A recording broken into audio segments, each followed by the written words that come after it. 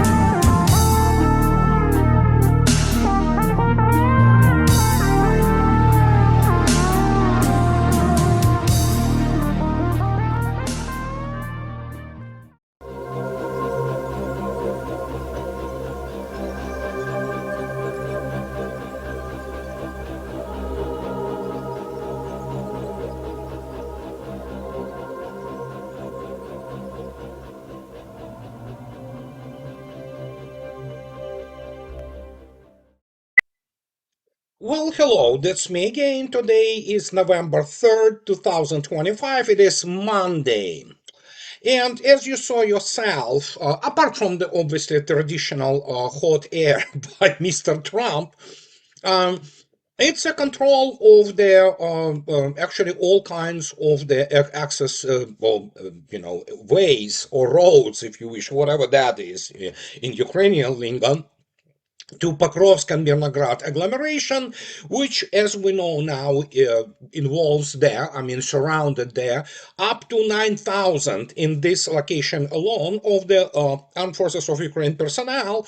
And then you see yourself that there is all kinds of visits of the geraniums, UAVs, and all kinds of other standoff weaponry at the Ismail facility near Ismail and in Odessa region. So it's all kinds of the explosions and things like of this nature. But we will speak about the particularities, so to speak, of this whole thing. And as you might remember, 2 days ago on November 1st, we were discussing this situation with the insertion of those Black Hawks and those GUR personnel, and trying to do something in Pokrovsk area. Well, speculation, not really speculation anymore. It's actually good that we have two completely different sources corroborating the idea that basically they were taking out there some people from surrounded forces in around Pokrovsk, and those people are not Ukrainians, let's put it this way. So our good friend Larry Johnson correctly states, and I can tell you that he is absolutely correct if anybody wonders what is going on there. Larry, who himself, as you remember, former CIA, and he discusses those two failed missions. They just, most of those special forces people have been killed. Some of them have been taken already prisoners of war, that I can confirm. One major, one captain or something like that. The others have been annihilated, but those two guys will be singing like birds now when they will be facing a comrade major from FSB, for example. Comrade major, it's a kind of meme in Russia, so I'm not going to be going into explaining what that means, but But, as Larry correctly states, to understand the purpose of these two failed missions, you need to understand the relationship between GUR, which is the main recon and intelligence directorate of the, armed forces of Ukraine, but in reality, it's who knows the thing on itself, and the CIA. Ukraine's main directorate of intelligence, the military intelligence agency under the Ministry of Defense, has developed one of the closest partnerships with the U.S. Central Intelligence Agency, CIA, among any foreign service. This relationship, forged in secrecy after 2014 Maidan revolution and Russia's annexation of Crimea, reportedly transformed the GUR from a Soviet-era remnant infiltrated by Russia agents into a sophisticated operation renowned for audacious strikes against Moscow. Well, they're not really that audacious, but yeah. And the CIA invested tens of millions of dollars in rebuilding so the GUR, and Larry basically discusses the whole relation here. But while the Western media reports claim that this operation was supported by NATO, he correctly thinks, I know that he does now because I have my own sources, think the more likely explanation is that this was a joint CIA GUR operation to extract CIA paramilitary officers who were operating with Ukrainian forces in and around Pokrovsk. I don't think we're talking about junior CIA personnel. I think there are at least a couple, if not more, senior CIA paramilitary officers who are now trapped in Pokrovsk. And yes, the presence of Mr. Budanov, this terrorist and criminal, trying to save those terrorists and criminals from CIA, yeah. And I can tell you immediately that yes, there is a confirmation that there are big birds there and they are trapped. Now, if anybody wonders about the fate of the Black Hawks, those helicopters, two of them have been shot down. The third one escaped, never landed. So, and these were two attempts. It's kind of similar to what those attempts which have been happening is, if you might remember, in Mariupol in 2022 with the Azovstal, where some NATO officers have been trapped. But this is a totally different story. And that threatens if Russians take those guys, and believe me, as we speak, right now, the search operation is ongoing, and these guys, they either have to commit suicide or they will be captured, or maybe they will be killed by Russians. But Russians would rather have them alive. And so who those people are? Well, paramilitary, yeah. All those CIA paramilitaries are really good at killing civilians, whatever, doing some kind of sabotage, and primarily against the forces like, Afghanistan and Iraq. And we will talk about this Iraq thing, the Afghanistan operations and all that. This is nothing compared to what they are facing there, and I'm pretty sure those people, despite all their, training and, all kinds of things of this nature, they are not really happy of basically meeting any kind of the Russian special forces, and, so what can I say? Not to speak about the situation in Pokrovsk and Mirnograd agglomeration, which we can take a look now. And so, as you can see yourself, this is from the 1st of November. This is 2 days ago. So that means it's probably have been already 3-4 days at least. So because those schemes are not really up to date, they lag behind, as I already stated many times, about 3 days, if you wish. So if you take a look at the right lower corner of this scheme, you can see the scale, which is 2 kilometers, and circled in red, this is the gap which is from the Mirnograd to where Russian forces are physically, and it is less than 2 kilometers, it's 1 kilometer. That means what? In this surrounding is, or if you wish, the bottleneck is controlled easily by the high caliber small arms. And so, as we already know, there are about 9,000 people stuck in there. I mean, people of the, if you can call them people, of the armed forces of Ukraine. Some of them are beginning to surrender, but obviously there is a desperation now on part of Mr. Syrsky, this famous butcher, and he tries now to bear all other sectors, trying to throw in all the remaining forces to relieve this grouping. Stupid on his part, because obviously that gives Russians more flexibility in those sectors where he will be taking the troops from. And yeah, they are, there is no success in any attempts to relieve it. You just cannot fight this anymore. And so this is one of those situations around there. And as you can see yourself, there is also the Seversk is unfolding with the sadly, that's the only map I could have found. But as you can see yourself, Seversk is getting ready to be surrounded. There's no sadly scale here, but you can find have some idea about the expanse of this operation and on this operational axis. And of course, we have Kupiansk, we have other things. And when you look at that and you look attentively at the armed forces of Ukraine losses, as you can see yourself, every day about 1,500, about one brigade is written off the order of battle of the armed forces of Ukraine, together with all kinds of the scumbag and human trash from all kinds of the volunteers, Western ones, Latin American, CIA, MI6, SAS, whatever is there. I mean, they just being killed. And before I go, I want to stress again, take a look at the tanks and APC number total for the, NWO obviously stands for the Special Military Operation. This is machine translation. And as you can see yourself, almost 26,000. So we will return to it shortly, but after reviewing all that, you can see yourself why they will be so desperate. There are certainly, really serious people hidden there in Pokrovsk area, if you wish. And so we'll see. We'll have to wait and see. And here comes the other thing, which is, how to say it, I will be going back to my favorite business, if you wish, thrashing all kinds of nasty people. And let's start with thrashing them. And we will start with Mr. Medvedev, obviously. Mr. Medvedev, he doesn't mince words. Here's Mr. Medvedev today, November 3rd, and he talks about, and again, KKK in this particular case, it's actually the Kровавый Kievsky clone, which is in Russian, obviously, it translates into English that bloody Kiev clowns, but it's KKK, in Russian.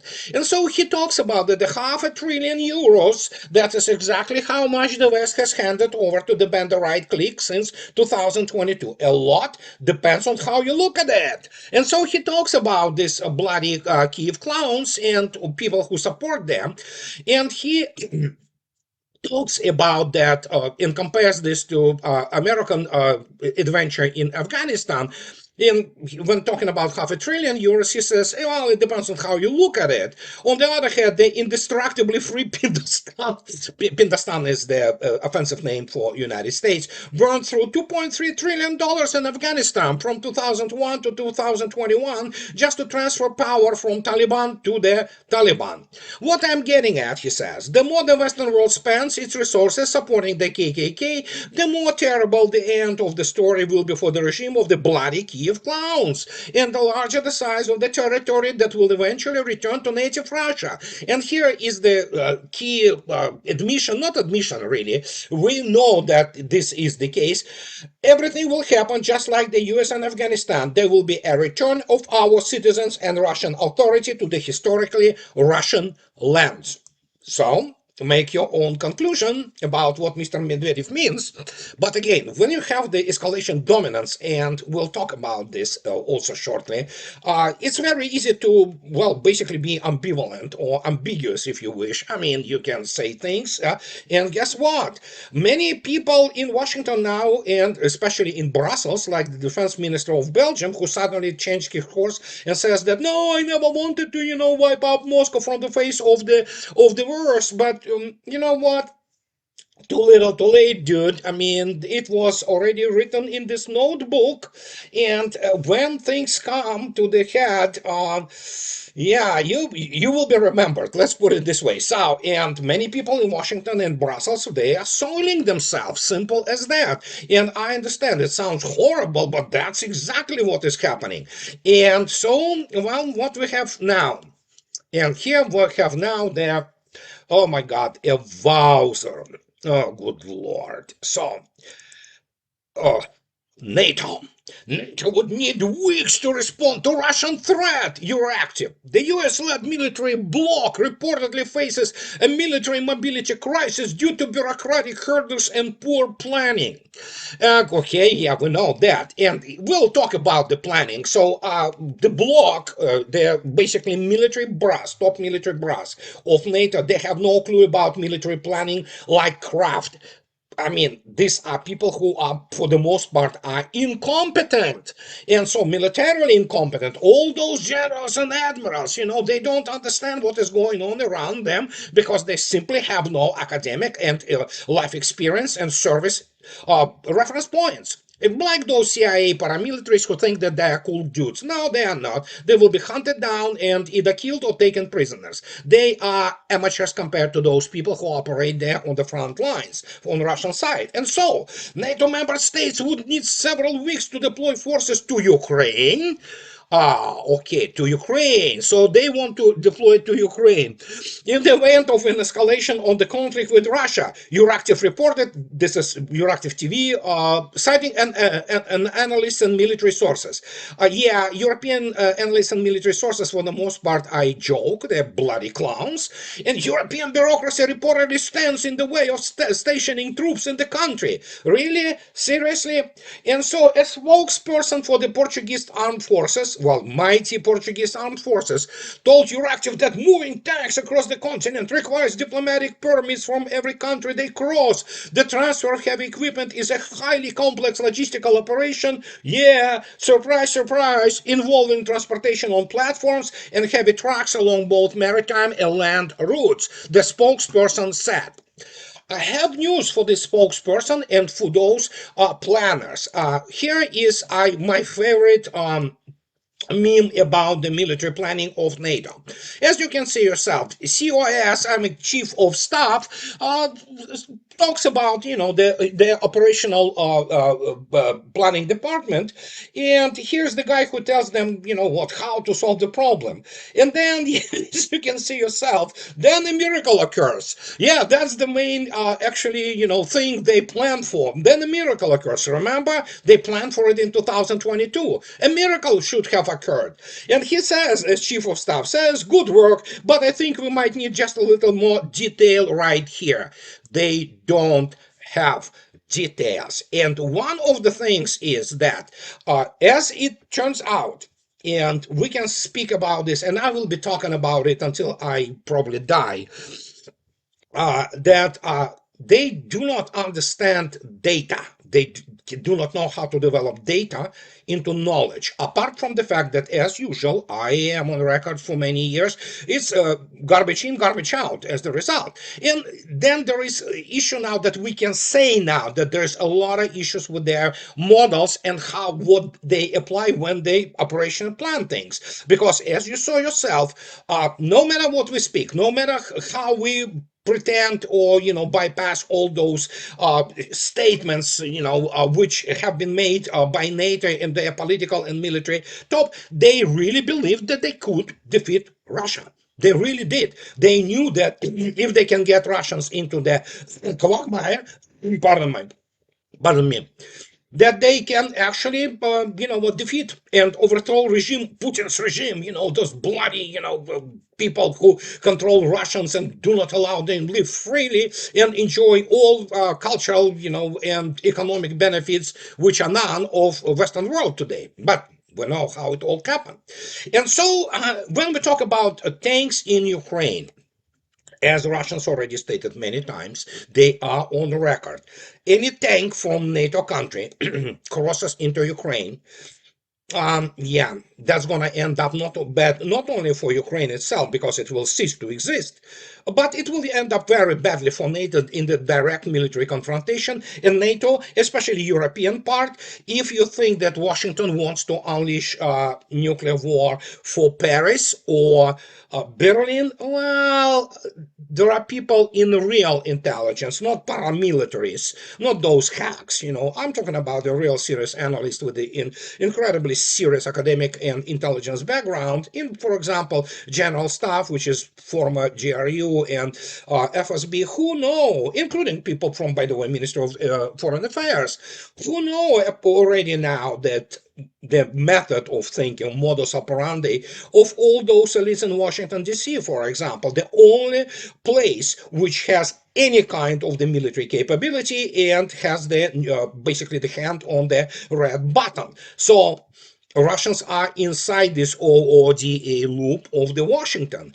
And as a result, when you listen to all those Europe Chihuahuas, they are Chihuahuas, militarily France, Britain, or Germany, they are just a joke, really. And even combined, they are a joke. So speaking about tanks, if we talk about the real situation, when we look specifically at one aspect of rather very wide range of spectrum, if you wish, of things which constitute the force, we have to keep in mind those people do not know what correlation of forces and means is. They don't know how to calculate it. And even when they know, they don't have proper data sets, because most of the so-called intelligence they get is obviously this crap from Kiev.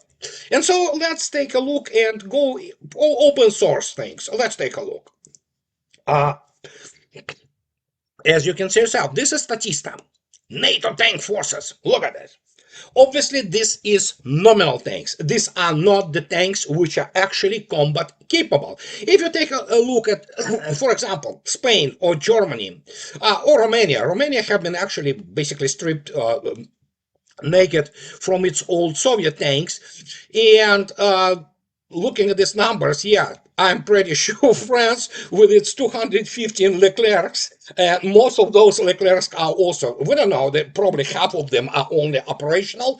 And when you look attentively at the 4,640 tanks on the United States, you have to keep in mind, United States does not produce tanks. It cannot replenish those losses, and you saw yourself, those losses are 26,000 tanks and APCs. United States simply has no resources or industry to replenish any kind of armor, which it will be losing in the industrial quantities if it decides to really probe Russia in terms of the combined arms operations in and around Ukraine. So that's all fantasies. So Turkey, yeah, Turkey, we know how it's going to go. I doubt that Turkey wants to really fight Russia. And so let's take a look at the tanks total around the world and take a look at this. As you can see yourself, China has, and again, it's 2025. It is firepower. Whatever the rating thing, one of those fanboys site which pretends that they know what operational planning and correlation of forces and means is, because it's all crap, but at least they give you some numerical value of the active tanks. Well, as you can see yourself, China is first place, Russia is really not far behind, and according to this site, Russia has 5,750 tanks, and then you have United States, we already discussed it, North Korea, yeah, India, yeah, Egypt, so all countries which are not gonna fight Russia. So if all those people from, especially mighty Portugal, which I believe has 110 battalion, they want to really move things around Europe, sure. But here's the issue. When you look attentively at the beginning of the video and you see yourself what is happening in the Odessa region with all those trucks, trying to deliver all kinds of nasty things and then being met with Russian UAVs such as geraniums and all other things like Banderol, for example. It is a very unique, teeny-weeny, wonderful cruise missile. So here is the issue. As I already stated many times, I will repeat it again. 99% of what you see today at the YouTube with all those military specialists, they are like, well, most of them have no clue what they're talking about. You have to keep in mind that Russians do not do things as they do it in the West in terms of the even public actually approach to to warfare. Russians know that warfare is highly mathematical and it is based on physics. It's STEM. And you remember, I spoke about the STEM issue, which U.S. Army, for example, suffers greatly, unlike it is the case with Russians, who are overwhelming majority of Russians are cadre officers with military academies, which are very strong on STEM education, science, technology, engineering, math. And here is, for example, like Military Thought, Военная мысль, the premier magazine of Russian Defense Ministry and for officers. They write about things, how the war proceeds and how the models are being actually applied, and they calculate them. And guess what? It works, judging by what we're observing now politically, because obviously the situation on the line of the combat contact actually dictates everything what is happening in the political or geopolitical sphere, if you wish. And here, latest issue of the Military Thought, it's about the what is called the systemic method of the theoretical justification of objects of the complex defeat of the enemy in operations. So as you can see yourself, Russians say, oh, okay, you know what, depending on what you do with the what is called support objects, not just directly forces, which are kinetic forces like tanks and all that. No. What you deal with in terms of what is called the actually systemic capability. And of course, as you know, I believe in United States Army, a single combat infantry guy or combat guy, the guy who actually carries weapons and shoots at the enemy, is supported by something between 8 to something 10 people, so in the rear services and things of this nature. So when you begin to defeat the rear services and things which support and provide for the what is called the actual combat potential, Russians use the logistical function of this type, as you can see yourself, where the S is, or delta R, which is the reduction of the systemic potential of the supporting system. And here is the very interesting thing. We're not going to be talking about the data which goes into this, because it is actually partially classified. But this is logistical function of this form, which Russians use to calculate, for example, obviously granted when you have the proper, not garbage in, garbage out, on which the NATO operates, but real data. Then you have this situation, and here it is. This is how it looks in the graph. And as you can see yourself, initially, when you begin to and it's as you can see yourself, the R max, R minimal, which are the systemic combat potential of the system. Initially, when you blow up things in the rear in all those support systems, it, top red parallel to the x-axis line, where N is the number of the defeated objects. And then at some point of time, at the point A, the thing begins to go down. And let me tell you, this is exactly what is happening right now in Ukraine and with NATO, because it is not just about killing all those troops, which Russians do successfully and best in the world, actually. So the U.S. Army, second best army in the world, not even in the same league, honestly, So because it doesn't have, it has TOE, which is Table of Organization and Equipment, which is from 1990. Russians have the TOE from 2020 and 2025. So you can see the difference. And as a result, everything what is happening when Russians begin to blow up all those, powers plant, all those supply lines, and all other storage facilities, ammo depots, and things like that. Yes, suddenly, which was taken for about 2 years before Russians were still playing the diplomatic games with the West, then suddenly, you saw yourself, they reached this point A, and voila, the decline starts. And we are living right now at the low part of this graph, which tells you everything you need to know, because there is a panic and desperation on the part of West. And what can I say? This is how you fight the war. It's kind of simplified. In reality, of course, it's much more complex. You need to deal with the veracity of the and data of the intelligence, recon, and surveillance, all kinds of things like that. But this is a systemic approach. It is not about just tanks. It is all about the systemic combat capability, systemic, and as related to the system. The system of NATO and combined West has been defeated, and there is no way in hell it can fight real modern war. Period. It doesn't matter. Together with the United States, without United States, Europe without United States, it's nothing. It's absolutely zero, inconsequential. They will try to obviously whip their population into the anti-Russian frenzy, but I mean, economic and other social situation there is going out of control as we speak, especially after those lovely cultural enrichment in England, sadly, and I'm really sorry for those people who have been affected by this, and some of them have been really wounded badly. So, but yeah, this is what is happening in Europe, and they have to really see for themselves what's going to happen to them in the nearest, I don't know, to 4 years. But Russians don't care. They have all resources, and they have all defenses needed to complete the task, and Mr. Medvedev already stated it. So now, before I go, we have these clowns, and these clowns are Washington Post. I love to do this. It's a magical thinking, obviously, always about the operations and things of this nature. But look at this. What do you know about Poseidon, Russia's new super torpedo? It is written by Mary Ilyushina. Mary is Maria, yeah, well, she's from Moscow. And Alex Horton. Poseidon is part of Russia's lineup of super weapons meant to gain military parity with the West, and it can supposedly drown coastal cities.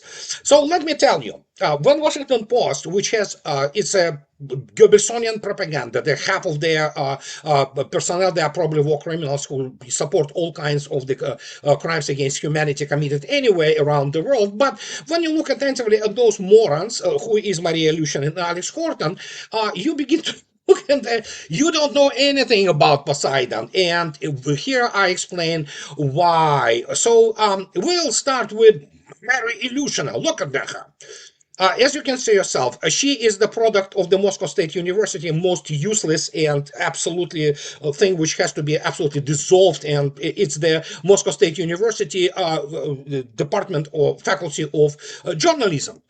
And she has a specialization at multimedia journalism from the University of Westminster. Man has a diverse experience working on various editorial roles as renowned organizations and blah, blah, blah, blah, blah, blah. In other words, the girl is dumb as a stump. She knows how to click and drag whatever the modern multimedia thing is. That means she knows how to use Telegram. She knows how to use all other X, whatever, Meta, what have you, Facebook. That's her education. That means she doesn't understand the first thing about even basic technologies which go into the Poseidon. Then, of course, we have Mr. Horton. Oh my God! Listen, it's just Alex Horton. Look at this. The guy has degree in English from Georgetown. So, in other words, he has degree in English. Okay, that's fine.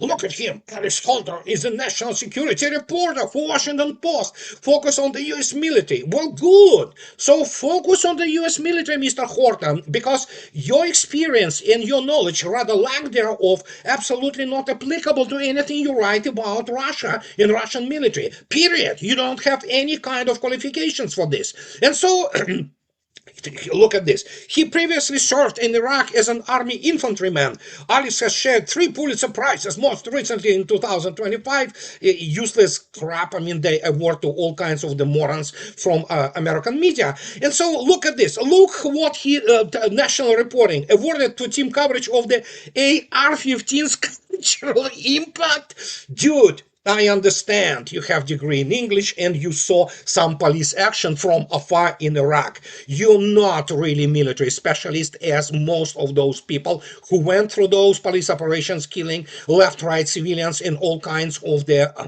Afghanistan weddings. So concentrate on the indeed where you could be useful, which is, of course, American Veterans Affairs, which is important. There are very many American veterans who do not have the basically any kind of the health coverage, and they need help indeed. Concentrate there. Don't go into things which require very many years of being cadre officer and having serious military engineering background to even understand fundamentals. Forget about understanding what is we do not know, but we can extrapolate from our experiences and academic backgrounds. So Washington Post remains the absolute crap, and yes, I want to state immediately when responding to this garbage, there is no parity. United States lost the arms race, and it's nowhere, not even in the same universe militarily as Russian military. Period. Simple as that. And they better cope,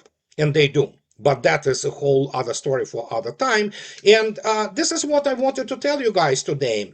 And as always, those who like what I do, please subscribe to my channel. And those who can afford, please support me on Patreon or buy me a coffee and two. That will allow me to stay in this business. So have a nice rest of the, or rather most of the work week in front of you. I'll talk to you later, guys. Bye-bye.